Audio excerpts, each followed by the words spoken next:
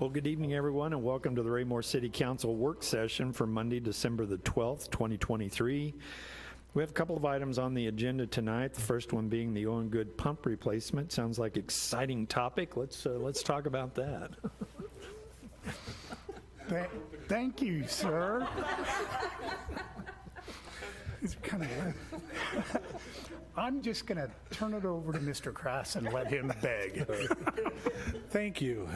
Thank you, Mayor, members of the council. Mr. Fearborn, thanks for giving me a few minutes tonight. In the fiscal year 2024 budget, we've budgeted $400,000 to replace the Owen Good pumps. Those pumps are just plain wore out. Yeah.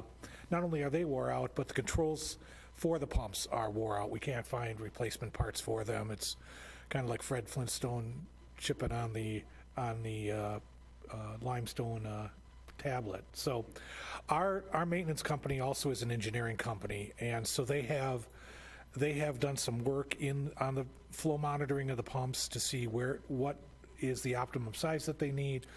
They also are recommending that we purchase, and this is a sole source pump system, but the Sulzer pumps. Currently we're using Flights. Flights are an European pump manufacturer, creates challenges for us when we need to repair parts. The Sulzer pumps are American made. There are service centers across the United States, some locally. A number of communities finding out have transitioned to these pumps, so there's a track record in the Kansas City metro area. Kansas City is using them. Belton is using them, just for a couple. So the quote that we got from the from FTC is $300,525. So it's within budget. Time is kind of the essence. There is a 14-week lead time on these pumps. We currently have two that are operating. One that is, cross our fingers, will operate if we need to, if we get some heavy rain. So we're kind of backed up. The reason, so we kind of informing council, or I'm not sure what action, if any, Mr. Fearborn, but We're begging. Recommending that this is the direction we should go. That's why you'll see didn't want anybody to have sticker shock when they saw a $300,000 PO crossing Mr. Fearborn's desk and then into the financials. In short, we are asking the council for the okay to go ahead and present to you a sole source contract with this particular group. We normally don't sole source and do an emergency read both, but we're also going to be requesting an emergency read on this one, as Mr. Krass has indicated. It is a lot of money to be doing a sole source emergency read, so we wanted to kind of give you the chance to ask any questions you might have and outline our reasoning on it. I feel like this one is sound, and I'm willing to recommend it to the council. Okay. Any questions from anyone? Yes. What's the usual life expectancy of this $400,000 pump? Should be 20 years. 20 years? Does that include the controls and all that as well? And is there a service time? I mean, is it once a month? Is it once a year? We're on I think it's a monthly, with FTC we have a maintenance contract where they come out and troubleshoot. I think it's quarterly. And then we check the station daily. There's also on the pumps themselves, there's a 5-year warranty. Okay, thanks. Anyone else? Yes. Just a quick question someone might ask. So if we didn't replace this right away, what could happen? If the pumps go down, we have 3 days of storage, and then it overflows into the creek and heads down towards Truman Lake. So it's not a good situation. No, it is not. Interestingly enough, we just took up something similar to this at the Little Blue Valley Sewer District meeting last month, and it was a sole source purchase as well. I think potentially from the same company, because they've become fairly specialized in the area, and we've had some of those same situations there with the district. I believe Little Blue is migrating to them as well. Yes, sir. Anyone else? Okay. we'll see it on the agenda. Yes, you will, sir. Thank you Okay. very much. And next item is the use tax proposition. Thank you, sir. We are looking for direction from the council tonight. Pretty simple. Would the council like to see us put the use tax on for the April ballot of 2024? If you give us the thumbs up tonight, the calendar that would be in place would be first reading because of the time frame in getting something filed. First reading would be next Monday night, December 11th. Second reading would be Monday, January 8th, because we do not have a meeting on Christmas Day. That would give us additional time if necessary. You all know, usually when we have a ballot issue like this, I like to build in one council meeting in case something drastically changes. So there would still be another council meeting on January 22nd. Certification with the county would then is due Tuesday, January 23rd. So you all know last April, the cost to put it on the ballot last April, we had the candidates filing and the marijuana sales tax on the ballot cost a total of $7,270 to put those on the ballot. We have budgeted election costs in 2024, fiscal year 2024 of $40,000, so there's plenty in the budget to put this item onto the ballot. Using 2022 data that we've been able to extrapolate from the state sales tax, which is old, but we don't have 2023 complete data to be using when we extrapolate out of the state yet. So use tax would generate approximately a total of $1,314,553. That would be $525,821 into the general fund, $262,910 into the transportation fund, the capital improvement fund, and the joint park sales tax fund. Just to kind of give you the 50,000 foot. If the council, I didn't want to go into a whole lot of detail on campaign and what's going to go on as we get a little bit closer. We'd be amping up on that. Wanted to give you more, the higher level. Do you want to do it? Don't you want to do it? Didn't want to anticipate the council on anything. However, so you know, the last use tax was 45.49% yes, 54.51% no. To get to the 50.01% that it would have taken for passage, we needed another 213 yes votes. We lost by a total of 424. The areas where we were the most successful were, the neighborhoods were West Creekmore, Foxwood, Springs, and Herald Estates, where we would have passed with slightly over 56% yes vote.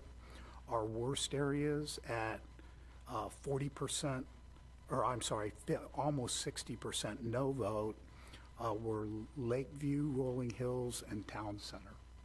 So that's where we would have some work to do in the upcoming election, should the council put it on the agenda. I know that we talked about the 3 Ps, police, parks, and public works for personnel. And is that our intended use for this funding, again, this opportunity? As a matter of fact, it was Proposition P for that reason. Right. We would be doing that strategy with the council Okay, when moving we get to the forward. campaign Okay. deal. But yes, the short form is, we know we need personnel, and we would keep these dollars, the dollars that can be dedicated to personnel. I think Mr. Zer would prefer you say the education portion of the referendum. Yes, he did that last time Not the too, sir. campaign. I knew yeah. what Mr. Fairborn meant. I knew what he meant. You knew what he meant. I appreciate your consideration, sir. Yeah, go ahead, Sonia. Couple questions. Is there any chance we might get a group that would be willing to help us, that could actually campaign and not just educate? And, would the chamber be on board again? Do we have partners that might link up with us this time? We are already floating names The mayor and I have talked about it a couple of different times on folks who might be very good for that. The chamber has a new process that is in place for approving. You'll remember the chamber kind of last time, it was a little bit difficult because they fell back on the only thing that was in their bylaws was an item that said that they will not endorse a candidate. And there was significant discussion back and forth at the chamber level with whether that included things like efforts to pass a use tax, which is not a candidate, it's an issue. Well, in addition to that, I think the consternation is that the board itself made the decision to offer the endorsement and didn't give it to the general membership for consideration. So the bylaws have been rewritten to give that opportunity for that. Still no candidate support or condemnation or anything like that, but an item can be presented to the general membership for a vote for endorsement or non-endorsement. So we would likely put that before the board to put it before the general membership at either the February or the March general meeting. And then that would be talked about and discussed.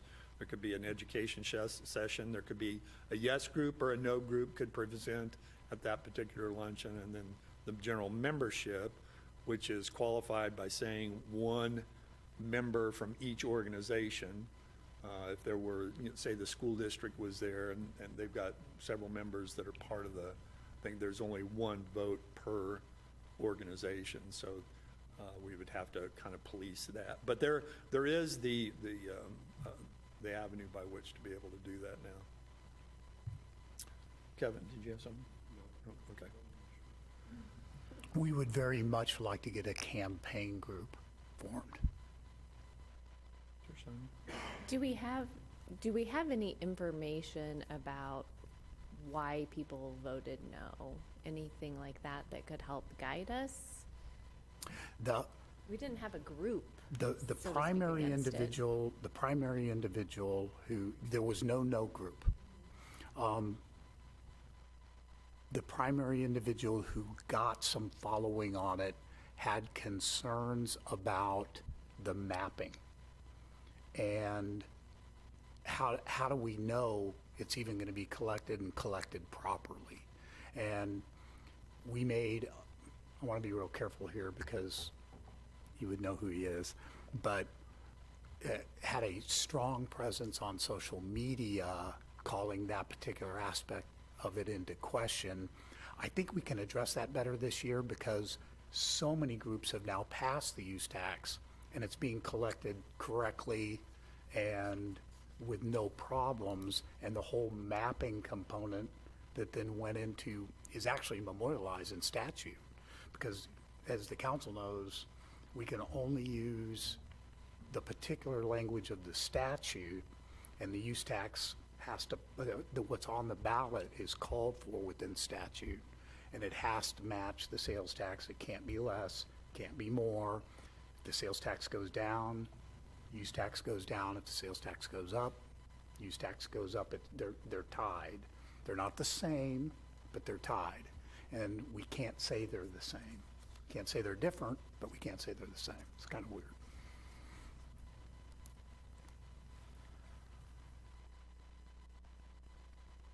Yeah, thank you. Belton is probably going for it again.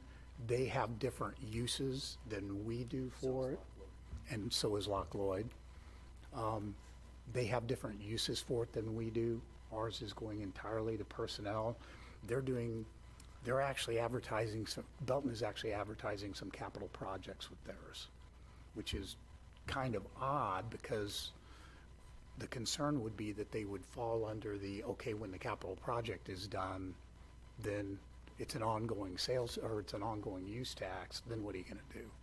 Well, I know that Raytown put theirs in their general fund and were able to just show some statistics about how they would offer that up for improvements within their community initially, but that there were other ongoing issues that they needed to do within their city. So they ended up And it passed pretty well, too. And they've even said that the collection is a little bit higher than the projections were.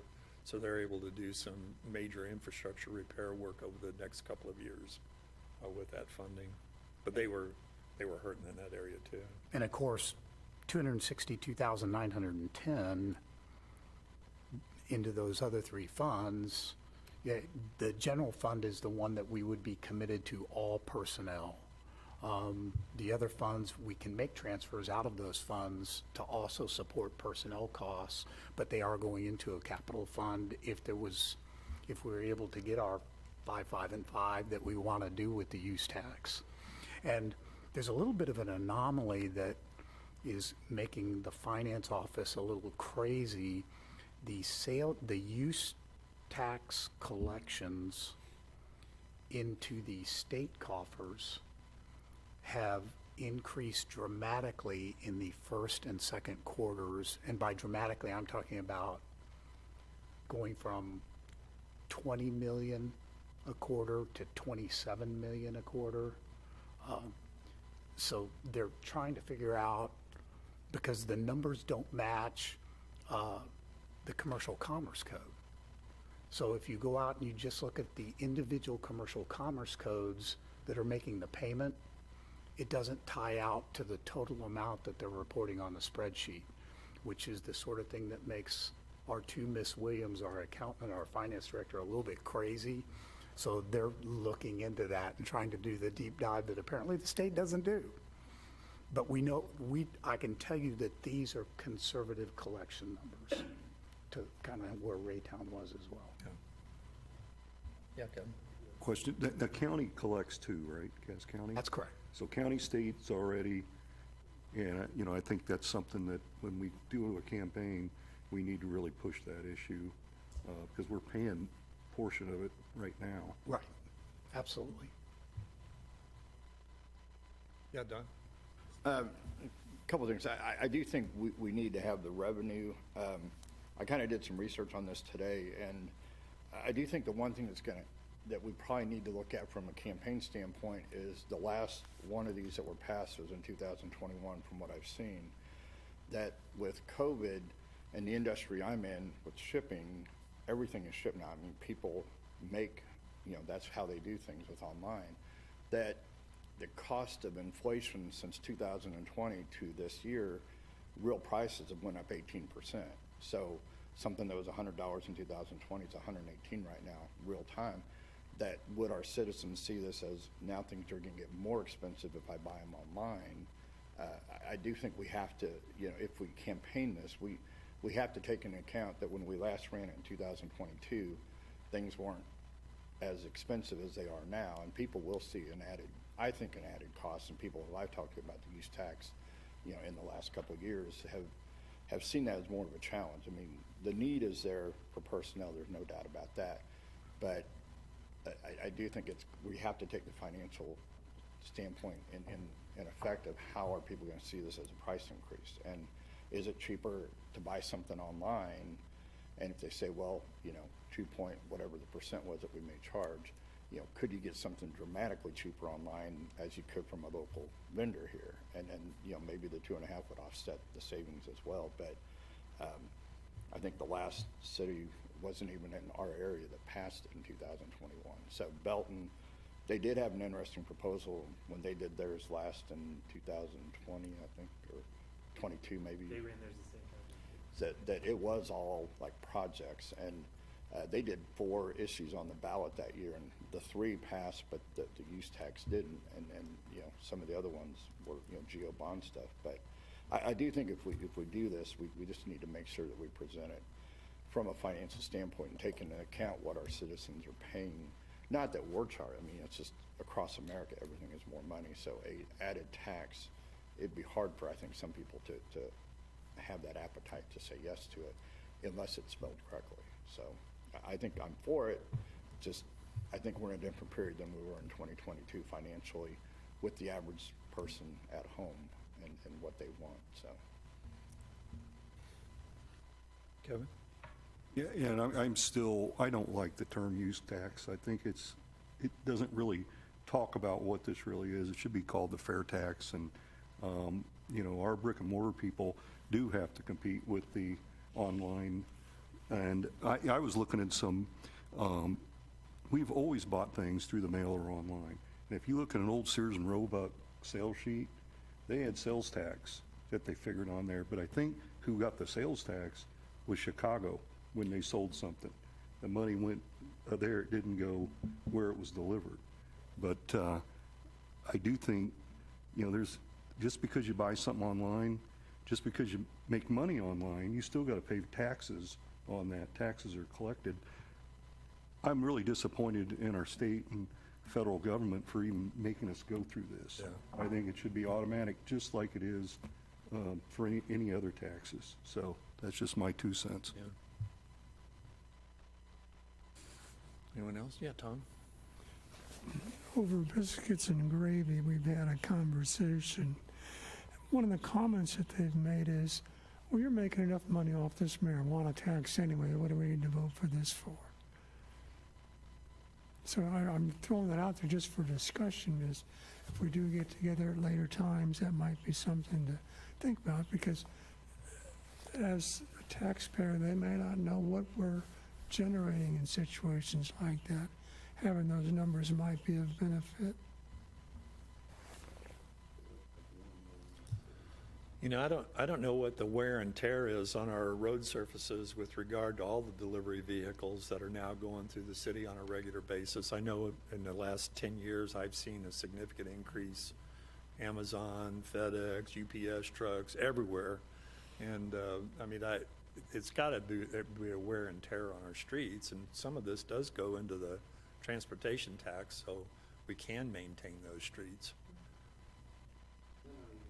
I think now, like the last mile is not necessarily a Amazon vehicle. It could be a personal vehicle that they're using to deliver that last mile package. So Right. I've seen in our neighborhood just a regular, surprisingly enough, like an Audi A8, brand new, delivering an Amazon package. Well, especially this time of season when people are buying Christmas gifts Exactly. online, and it's overrun their capacity to transport, so they're Exactly. using rental vehicles oftentimes. yeah. Exactly.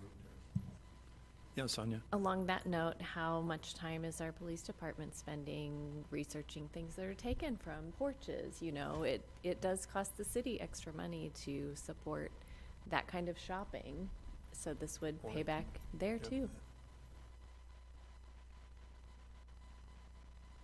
I don't think anybody objects to us having it as a discussion item or putting it on as an item on the Okay. next agenda. so It will be on next Monday night's All agenda, right. sir. Okay. Anything else? Anything else under other? Anybody else have anything other? I know we have a need to go to executive session again this evening. So if there's nothing, I'd entertain that motion. Mr. Mayor, Yes. I move that we go into executive session to discuss litigation and land acquisition matters. Thank you. Is there a second? So moved. Thank you. Motion been made and seconded to go into executive session. Could I have the roll call, please? Councilmember Abdul-Gawad. Yes? Councilmember Barber. Yes. Councilmember Baker. Yes. Councilmember Burke. Yes. Councilmember Ingert. Yes. Councilmember Forster. Yes. Councilmember Holman. Yes. Councilmember Townsend. Yes.